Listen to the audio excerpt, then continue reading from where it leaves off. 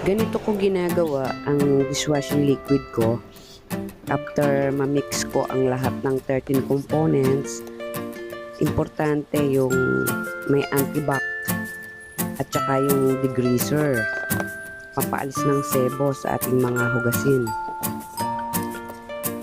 Ang maganda kasi sa 13 components, meron na din moisturizer na kasama. Hindi gaanong makakasama sa ating balat or sa ating kamay. Kailangan kasi kumpleto ng components ang ating dishwashing. Madami kasing dishwashing ngayon online na mabibili, 10 components lang. Kaya mura lang mabibili. Maganda din naman siya, mabula rin. Yun naman ang gusto ng karamihan, yung mabula. Pero hindi lang basta mabula, dapat may protection din tayo sa ating balat or sa ating mga kamay. Yun nga, yung may kasama siyang dapat moisturizer. Kaya dapat, kung bibili kayo online, tingnan nyo kung 13 components ang mabibili nyo. Okay? Sa gabi ko siya tinitimpla para kinabukasan, ready na siya. Yan.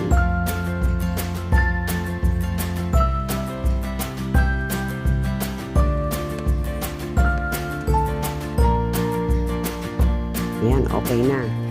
Nahalo na siyang mabuti. So, tatakpan na natin yan. Eto na yon. Yung texture niya, kinabukasan, eto na. So, check muna natin. Ready na yan na ilagay sa mga container. Ayan, okay na siya. Okay.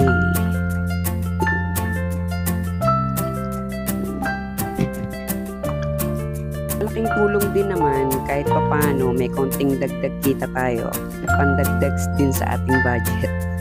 Maliit lang naman kita sa dishwashing kasi maliit lang naman tong ating munting tindahan.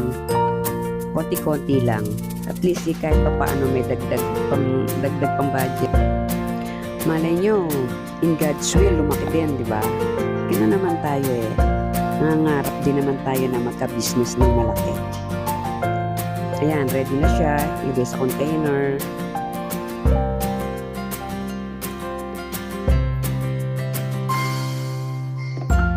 Oh, ganda na niya, di ba? Ang lapot.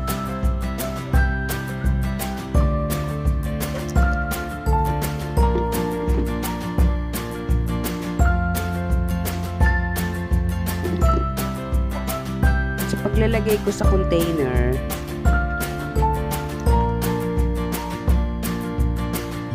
ayan, ready na yan, ilagay. So, paglalagay ko sa container, sinasala ko muna ito eh. Nilalagyan ko siya ng salaan. Kapag ilalagay ko sa container, meron siyang salaan. Ayan, para sure ako na walang dumi na makakasama bago ko ilagay sa container. Ayan, sinasala ko muna yan.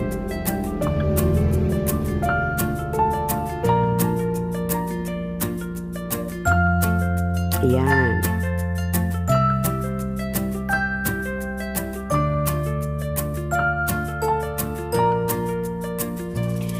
Pinong-pino talaga yung ating ginagamit na salaan. Kaya wala talagang makakalusot na dumi.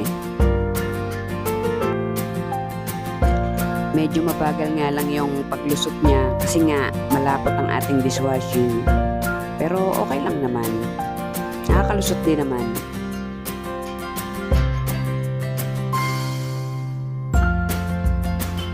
Ito yung kulay blue, ito yung antibac na tinatawag. Tapos yung green, kalamansi. Ayan. Kalamansi yung green. Minsan naman green max glow ang ginagawa ko. Ayan, para-pares lang naman sila. Nagkakaiba lang sila sa mga scent nila.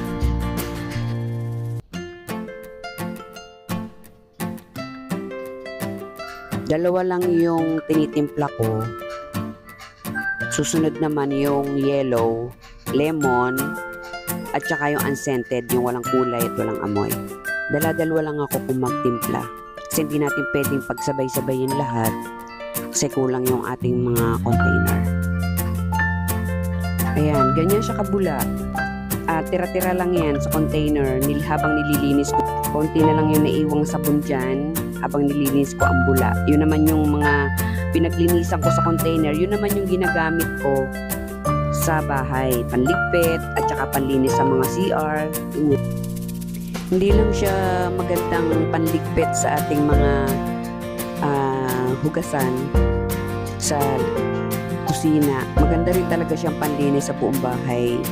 Lahat. CR, balkon, lahat ng sasahig. Talagang pag ipinanlinis ko yan, talaga sobrang bula. Maganda kasi may antibac na siya kasama.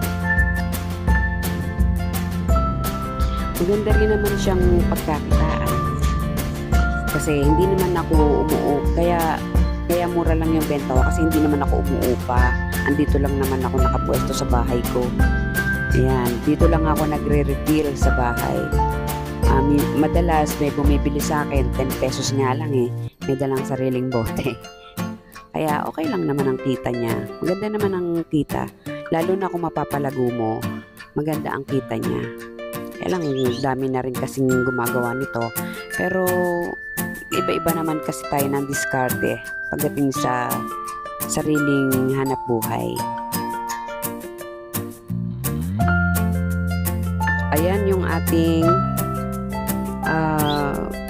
finished product. Ito na siya.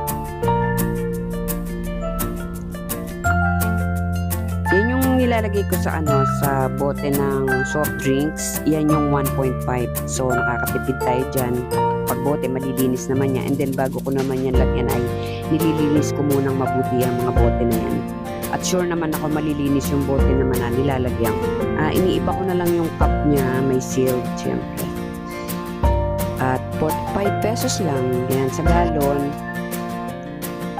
Ayan, 100 pesos per galon. Depende naman po sa sukat ng galon. Kasi ang sukat ng galon may 3.2 liters, may 3.4 liters. Kapag lumagpas na po ng 3.2 liters, nagdadagdag na po ako ng 10 pesos dyan. Ayan po yung aking unscented. Walang kulay, walang amoy. Yan naman, mostly ang umu-order nito, yung mga may-ari ng water refilling station. Yan. Sila yung umu-order dyan. Panlinis ng mga container nila ng tubig. Kasi wala nga amoy. So, panlinis talaga yun ng mga container. Ayan, naglalagay na tayo ng label dito. Ayan. Para meron na siyang label. Ayan, meron din tayong maliliit. 15 pesos lang yung maliit. Thank you guys for watching. Follow me for more videos po.